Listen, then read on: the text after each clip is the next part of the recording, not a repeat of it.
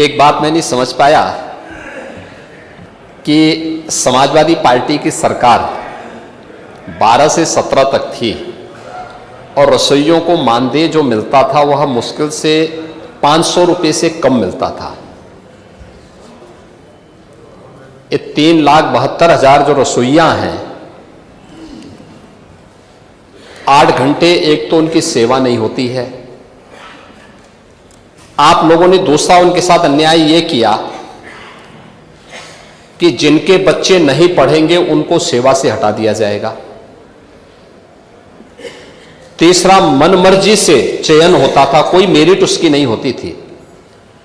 ये हमारी सरकार ने सुनिश्चित किया और 2022 में उनके मानदेय को हम लोगों ने न्यूनतम 2,000 रुपये तक किया है। ये हमारी सरकार ने किया है। आपके समय में, समाजवादी पार्टी की सरकार के समय में, ये पैसा उनको 500 रुपये से भी कम मिलता था और उसमें भी चयन में भेदभाव होता था, चाहे वह आंगनबाड़ी का हो या रसोइया का।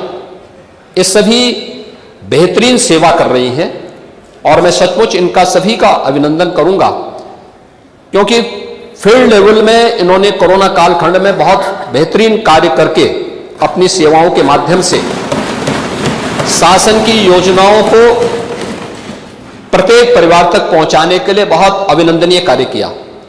और यही कारण है कि आंगनबाड़ी कार्यकर्ती हो या आंगनबाड़ी सहायक हो, इन सबके मानदेय में बढ़ोतरी भी की है। इन्हें टैबलेट से आच्छादित करने के साथ साथ इन्हें अतिरिक्त मानदेय भी मिल सके। एक तो फिक्स मानदेय है और इसके अलावा अतिरिक्त भी इनकी इनकम हो सके, इसका प्रावधान भी किया गया है। बहुत सारी आंगनबाड़ी बहुत अच्छा उसके माध्यम से पैसा कमाती हैं। जैसे हम लोगों ने प्रत्येक ग्राम पंचायत में, आपकी विधानसभा एक ग्रामीण पृष्ठभूमि से जुड़ी हुई विधानसभा है, अब आप इस बात को देखते होंगे कि हर ग्राम पंचायत में एक पंचायत सचिवालय का निर्माण किया है।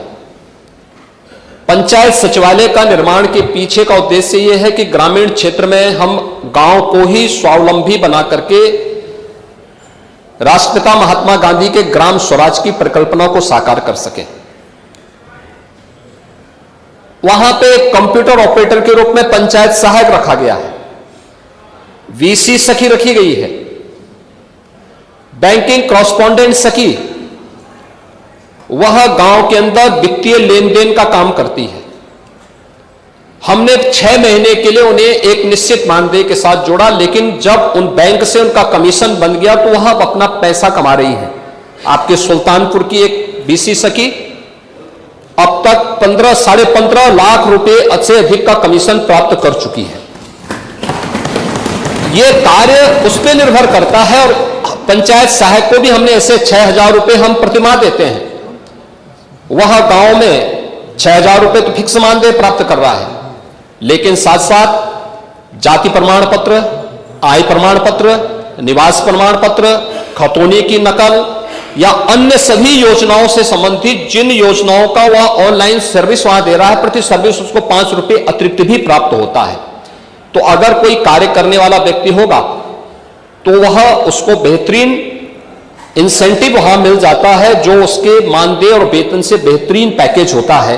और मुझे लगता है कि कार्य के साथ साथ अगर हम उनकी जवाबदेही तय करते हैं तो जनता को बेहतरीन सेवा दे पाएंगे। और इसीलिए हम लोगों ने आंगनबाड़ी में भी व्यवस्था की, फिक्स मानदेय के साथ साथ हम उनको ऐसा इंसेंटिव देंगे कि उस इंसेंटिव के माध्यम से उनकी एक फिक्स पैकेज उनको उपलब्ध हो सके।